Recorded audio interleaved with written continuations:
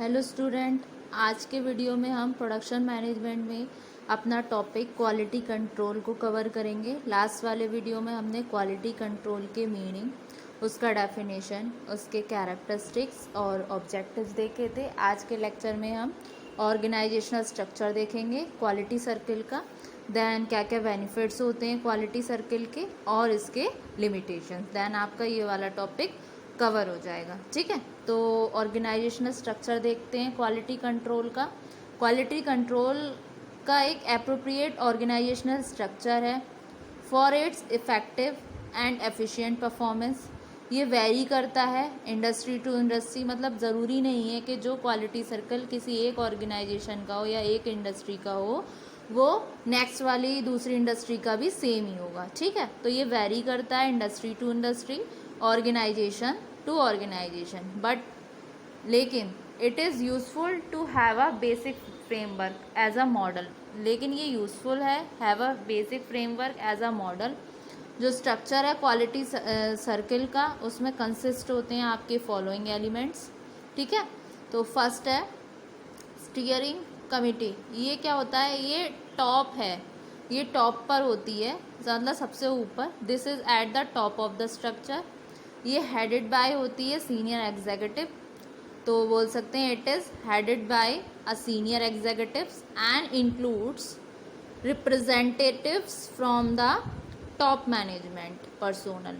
जिसमें क्या होते हैं आपके, ये रिप्रेजेंटेटिव होते हैं आपके टॉप मैनेजमेंट से। ठीक है, और ह्यूमन रिसोर्स डेवलपमेंट पीपल। तो it establishes policies, plans and directs the programme and meets usually once in a month. इसमें क्या होता है, ये जो टॉप मैनेजमेंट पे जो पर्सन्स होते हैं वो क्या करते हैं, जितनी भी कंपनी में रूल्स एंड रेगुलेशंस नए आने वाले होते हैं या कोई भी नया प्लान या पॉलिसी इम्प्लीमेंट होने वाला होता है, तो उस सबको क्या है, उस सबको इम्प्लीमेंट करते हैं जो हमारे टॉप मैनेजमेंट होते हैं। तो इसको बोल सकते हैं it establishes policies, plans and directs the programme and meets usually once in a month. मतलब ये यूजुअली कब होते हैं, मिलते हैं आपस में एक बार एक महीने में, वंस इन अ मंथ। फिर आते हैं आपके कोऑर्डिनेटर। कोऑर्डिनेटर क्या होते हैं, ये हो सकते हैं आपके पर्सनल ऑफिसर या पर्सोनल ऑफिसर, या फिर बोलूँ तो एडमिनिस्ट्रेटिव ऑफिसर, जो कोऑर्डिनेट्स करते हैं और सुपरवाइज करते हैं वर्क को फैसिलिटेटर्स के, और एडमिनिस्ट्रेट करते हैं प्रोग्राम्स को, जितने भी प्रोग्राम्स हो रहे होते हैं क्वालिटी सर्किल वाले और जितने भी रिलेटेड टू ऑर्गेनाइजेशन होता है। ठीक है, फिर आता है नेक्स्ट फैसिलिटेटर। फैसिलिटेटर्स कौन होते हैं, ये सीनियर सुपरवाइजरी ऑफिसर होते हैं।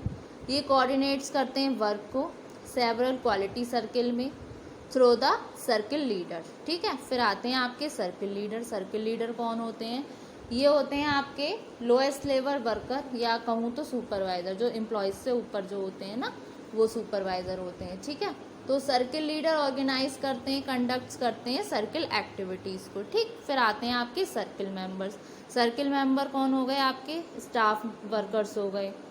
विदाउट सर्किल मेंबर से क्या है, प्रोग्राम एग्जिस्ट ही नहीं हो सकता। ये एक तरीके से क्या है, लाइफ ब्लड है क्वालिटी सर्किल का।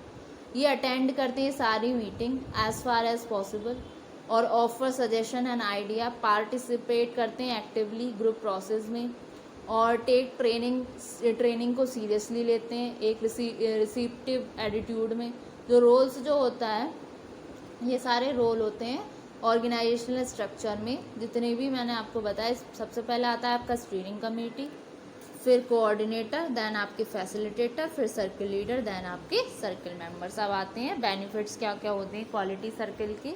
सबसे पहले इसको मैंने पॉइंट बाई पॉइंट लिखा हुआ है, देखते हैं हम। सबसे पहले आता है improvement in quality. Improvement in quality कैसे है, ऑब्वियस सी बात है, कोई भी ऑर्गेनाइजेशन है वो कोई भी प्रोडक्शन कर रही है, कोई भी प्रोडक्ट प्रोड्यूस कर रही है, तो उसका मेन मोटिव रहता है कस्टमर सेटिस्फेक्शन। कस्टमर सेटिस्फाइड कैसे होगा, जब उसको क्वालिटी प्रोडक्ट मिलेगा। तो इसके बेनिफिट्स क्या होते हैं, ये इम्प्रूवमेंट करता है क्वालिटी में प्रोडक्ट की। सेकंड आता है increase in productivity. Quality circle के से क्या है, हमारी प्रोडक्टिविटी इंक्रीज होती है, मतलब जितने भी उसमें बैरियर्स होते हैं ये उसको रिड्यूस करता है ना, तो उससे क्या है हमारी प्रोडक्टिविटी इंक्रीज़ होती है, एक प्रॉपर सीक्वेंस में काम चलता है बिना किसी डिले के, ठीक है। तो इंक्रीज इन प्रोडक्टिविटी आएगा। फिर बेटर हाउसकीपिंग भी हो सकता है, क्योंकि एक तरीके से क्वालिटी सर्किल फोकस किस पे कर रही है, क्वालिटी पे, तो इससे क्या है, बेटर हाउसकीपिंग होगा। फिर कॉस्ट रिडक्शन कैसे होगा, जब मटेरियल का वेस्टेज नहीं होगा। और जो बेसिक आइडिया होता है बिहाइंड क्वालिटी सर्कल एक्टिविटीज़ का, वो क्या होता है, डिस्प्ले करता है ह्यूमन कैपेबिलिटी को फुली, और ड्रॉ आउट करता है इन्फिनाइट रिस्पॉन्सिबिलिटी, और ये कंट्रीब्यूट करता है इम्प्रूवमेंट और डेवलपमेंट में ऑर्गेनाइजेशन के। तो उससे क्या है, आपकी कॉस्ट रिडक्शन भी होता है। फिर इंक्रीज सेफ्टी, ये सेफ्टी को भी इंक्रीज़ करता है।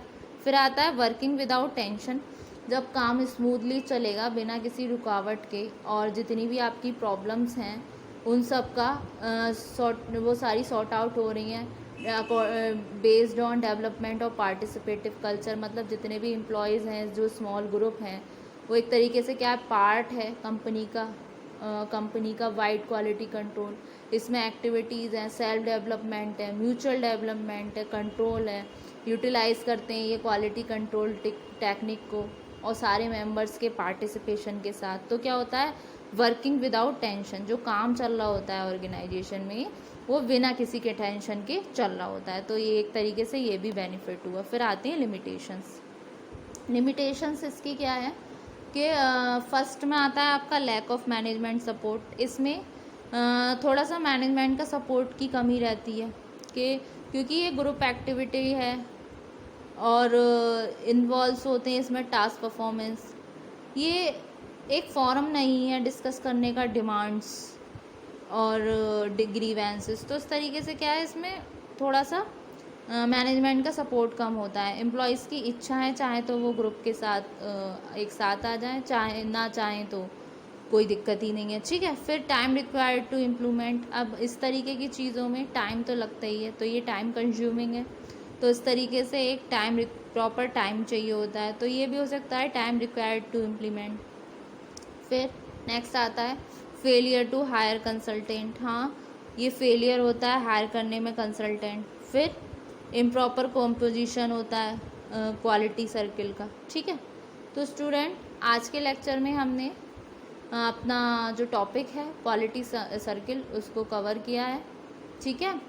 तो आज के लेक्चर में हमने क्या क्या पढ़ा, हमने देखा ऑर्गेनाइजेशनल स्ट्रक्चर देखा क्वालिटी सर्किल का, देन इसके क्या क्या बेनिफिट्स होते हैं क्वालिटी सर्किल के, जिसमें कुछ मेजर थे जो मैंने आपको पॉइंट बाय पॉइंट लिखाए हैं। फिर लिमिटेशंस थे। तो होप सो स्टूडेंट आपको ये आज वाला लेक्चर समझ आया होगा।